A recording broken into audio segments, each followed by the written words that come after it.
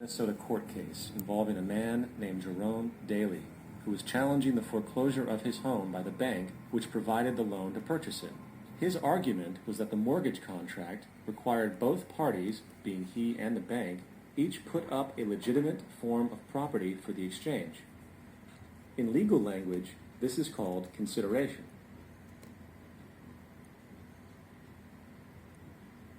Mr. Daly explained that the money was, in fact, not the property of the bank, for it was created out of nothing as soon as the loan agreement was signed.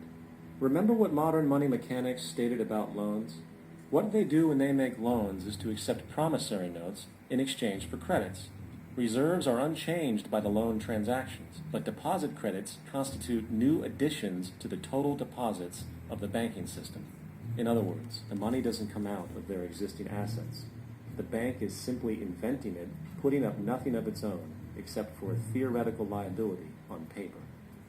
As the court case progressed, the bank's president, Mr. Morgan, took the stand, and in the judge's personal memorandum, he recalled that the plaintiff, bank's president, admitted that, in combination with the Federal Reserve Bank, did create the money and credit upon its books by bookkeeping entry. The money and credit first came into existence when they created it. Mr. Morgan admitted that no United States law or statute existed which gave him the right to do this. A lawful consideration must exist and be tendered to support the note. The jury found that there was no lawful consideration, and I agree. He also poetically added, "Only God can create something of value out of nothing."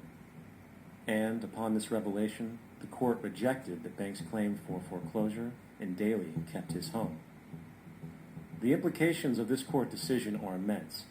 For every time you borrow money from a bank, whether it is a mortgage loan or a credit card charge, the money given to you is not only counterfeit, it is an illegitimate form of consideration, and hence voids the contract to repay, for the bank never had the money as property to begin with. Unfortunately, such legal realizations are